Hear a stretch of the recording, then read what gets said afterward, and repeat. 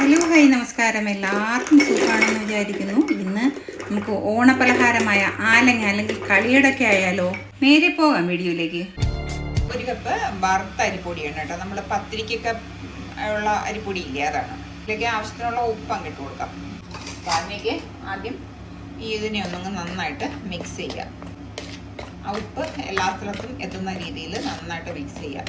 പിന്നെ ഒരു കാര്യം ശ്രദ്ധിക്കേണ്ടതെന്ന് വെച്ചാൽ ഇത് കുഴയ്ക്കുമ്പം നല്ല തിളച്ച വെള്ളം ഒഴിച്ച് തന്നെ കുഴയ്ക്കണം കേട്ടോ.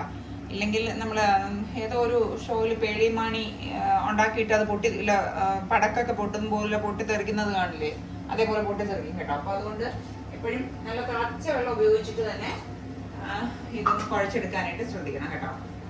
തൽക്കാലം ഞാൻ ഒരു കപ്പ് അരിപ്പൊടി എടുത്തിട്ടുണ്ട്. അതിലേക്ക് ഒരു കപ്പ്, ചിലപ്പോൾ ഒരു 1/4 കപ്പും കൂടിയൊക്കെ വേണ്ടി വരും കേട്ടോ. അങ്ങ് ഒരുപാടങ്ങ് ലൂസായിട്ടങ്ങ് കുഴക്കണ്ട.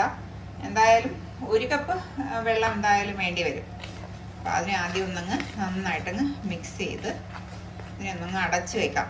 അടച്ച് വയ്ക്കുമ്പോൾ എന്നിട്ട് നമുക്ക് കൈ കൊണ്ട് കുഴയ്ക്കുന്ന ആ ഒരു പരുവുണ്ടല്ലോ, ആ ഒരു പരുവം.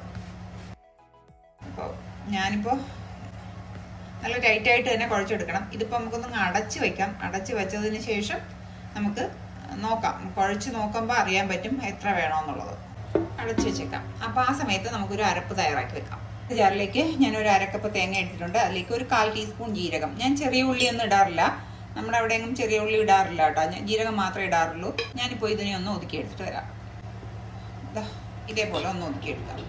ജീരകമൊക്കെ ഒന്ന് എല്ലാം തേങ്ങയായിട്ടൊന്ന് ആവണം. പിന്നെ തേങ്ങ എല്ലാം ഒരേ പരുവത്തിലൊന്ന് അരഞ്ഞു കിട്ടണം. എന്നിട്ടിത് കൈകൊണ്ട് നന്നായിട്ടൊന്ന് കുഴച്ച് നോക്കുക.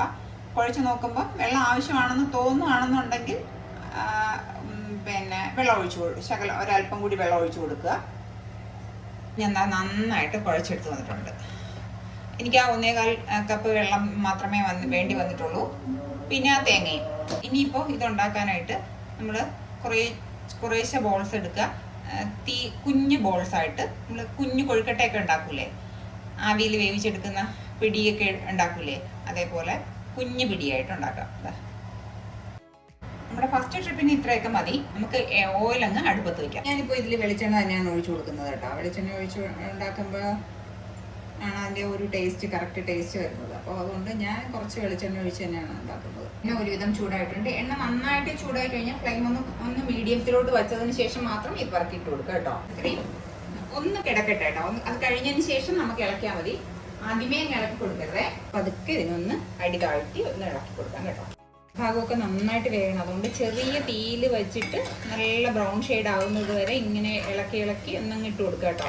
അതായത് ഒരു കുറച്ച് നേരം ഇട്ടെടുക്കണം കേട്ടോ. കാരണം നമ്മൾ ചെറിയ തീയിലിട്ട് മാത്രമേ ഇത് ചെയ്തെടുക്കാവുള്ളൂ.